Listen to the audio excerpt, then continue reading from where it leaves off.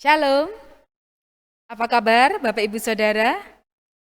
Ya, pada hari ini kita bersama-sama berkumpul kembali dalam persekutuan doa sepekan di hari yang keempat dalam masa Prapaskah.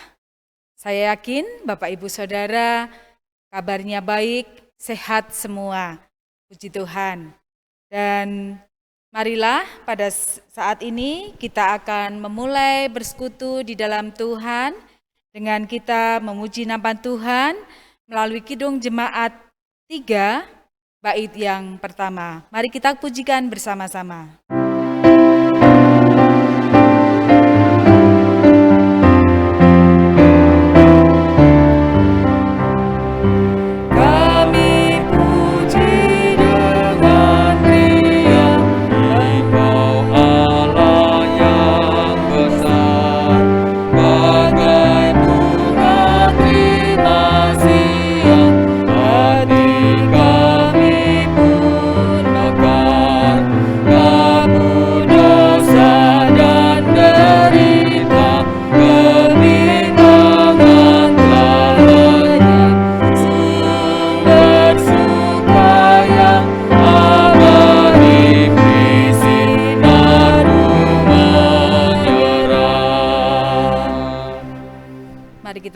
Dengan kita berdoa.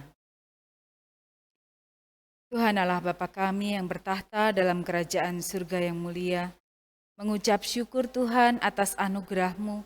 Pada hari ini Tuhan, kami bersama-sama jemaat-Mu GKJ Petoran Tuhan, bersama-sama berkumpul di dalam persekutuan doa sepekan dalam masa Prapaskah di hari yang keempat. Tuhan Yesus, kami bersyukur kami boleh memuji, memuliakan nama Engkau Tuhan. Dan kami juga bersyukur Tuhan, kami boleh belajar akan firman-Mu.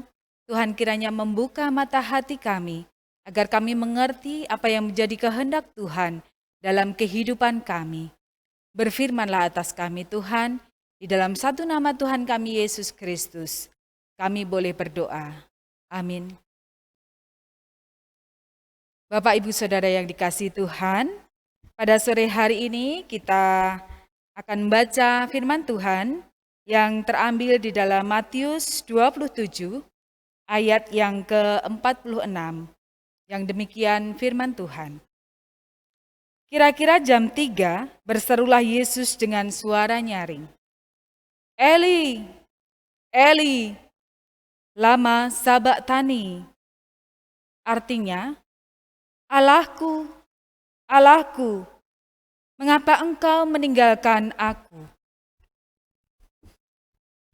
Bapak Ibu Saudara yang dikasihi Tuhan, jika kita mendengar ucapan Tuhan Yesus di atas kayu salib, ketika Tuhan Yesus menyerukan, Eli, Eli, lama sabachthani.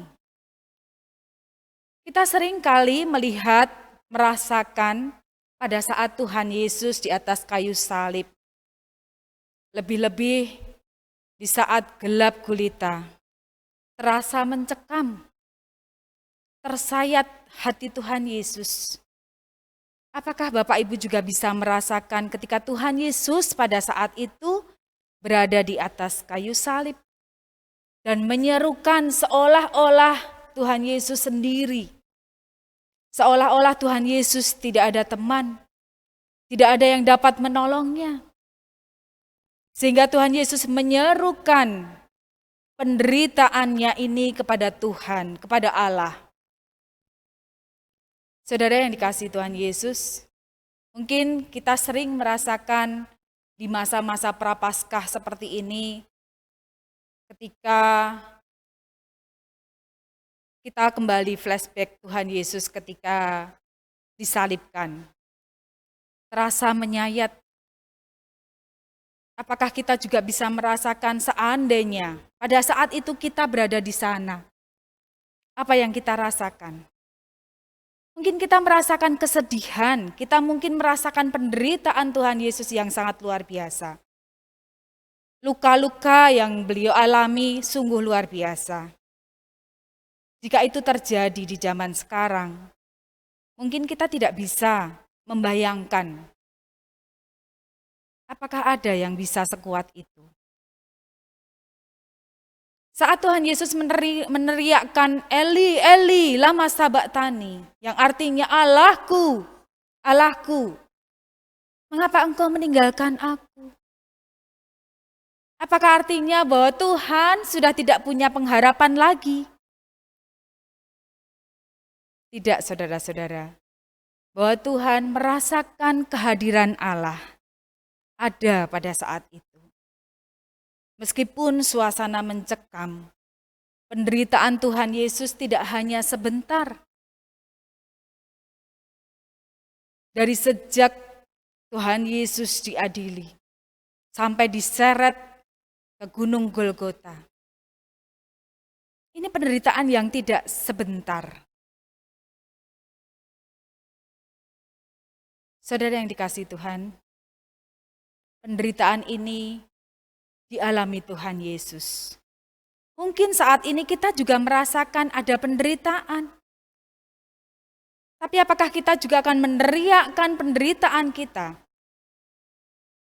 Yang dapat kita lakukan sekarang adalah kita merasakan kehadiran Tuhan dalam hidup kita. Kita masih ingat ketika saat ini, sejak di tahun 2020, kira-kira pertengahan bulan Maret, awal mula terjadinya penyakit COVID ada di Indonesia.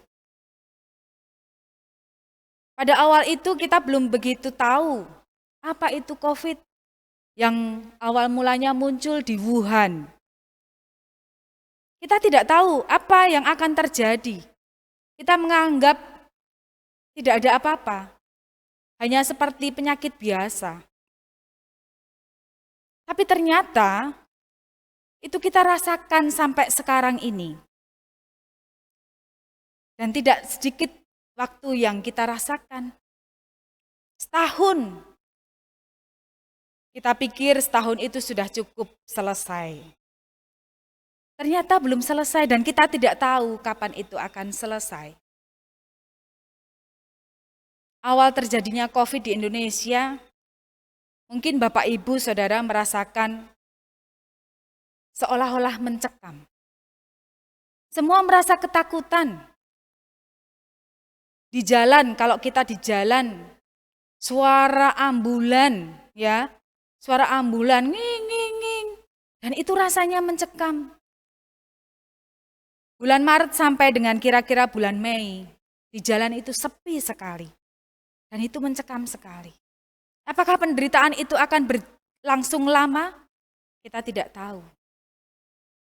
Dan dampaknya apa? Dampaknya adalah yang mempunyai pekerjaan, sudah merasa nyaman di zona pekerjaannya.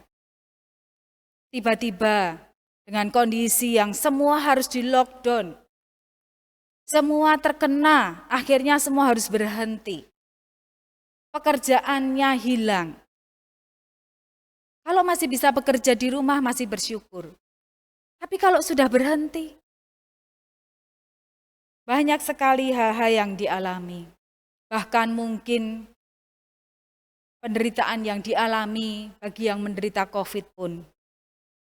Mungkin dialami bukan hanya yang menderita, tetapi juga keluarga. Kita merasakan yang menderita mereka sendiri. Mereka dirawat sendirian, tidak ada teman. Karena apa? Karena takut di sekitarnya pasti juga akan tertular. Inilah rasa yang mencekam, seperti yang dirasakan Tuhan pada saat Dia berada di atas kayu salib, merasa sendirian. Lalu apa yang kita lakukan? Di saat inilah hendaknya kita merasakan kehadiran Tuhan dalam hidup kita.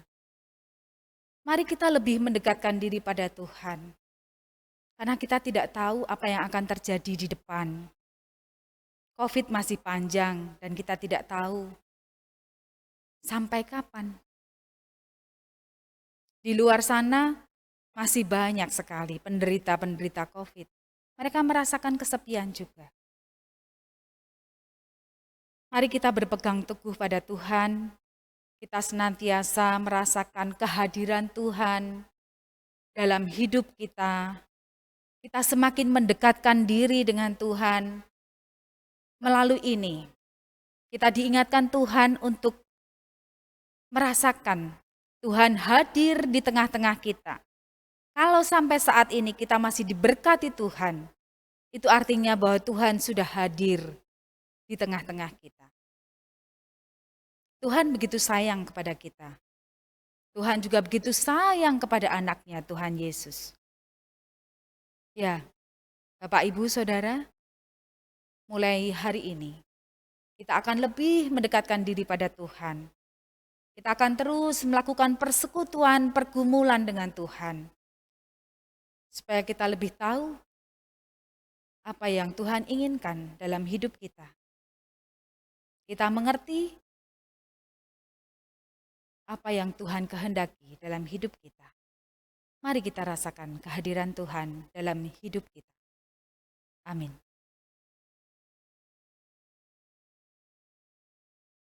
Bapak, Ibu, Saudara yang dikasihi Tuhan, kita diberikan kesempatan untuk merasakan segala berkat Tuhan dalam hidup kita. Mari kita bersyukur melalui persembahan yang mari kita persembahkan untuk Tuhan. Persembahan ini kita iringi dengan kidung pujian, kidung jemaat 178, bait yang pertama, karena kasih-Nya padaku.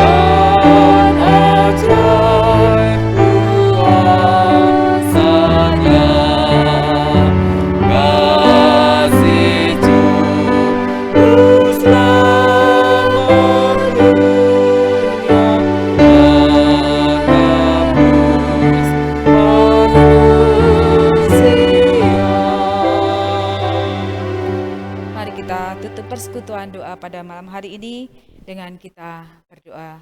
Saya hantarkan. Segala puji, hormat, kemuliaan hanya kami haturkan kepadamu Tuhan, Allahku yang baik. Tuhan, kami bersyukur melalui persekutuan doa sepekan pada saat ini Tuhan. Kami sungguh diingatkan Tuhan untuk senantiasa merasakan kehadiran Tuhan dalam kehidupan kami Tuhan. Kami merasakan bahwa kami tidak pernah sendiri. Tuhan senantiasa ada di tengah-tengah kami Tuhan. Dalam setiap penderitaan kami, dalam setiap pergumulan kami, Tuhan senantiasa ada di dalam kehidupan kami. Kami bersyukur, kami boleh percaya Tuhan, bahwa Tuhan melindungi kami dari segala apapun. Kami bersyukur Tuhan, kami sudah memuji memuliakan nama Engkau Tuhan, melalui persekutuan doa sepekan pada hari ini Tuhan. Dan kami akan mengakhiri persekutuan doa sepekan ini Tuhan. Semua ini hanya untuk kemuliaan nama Tuhan. Ampunkan setiap dosa dan kesalahan kami. Di dalam satu nama Tuhan kami Yesus Kristus, kami boleh bersyukur dan berdoa. Amin. Mari kita pujikan nyanyian penutup dengan kidung jemaat 178, bait yang kedua, karena kasih-Nya padaku.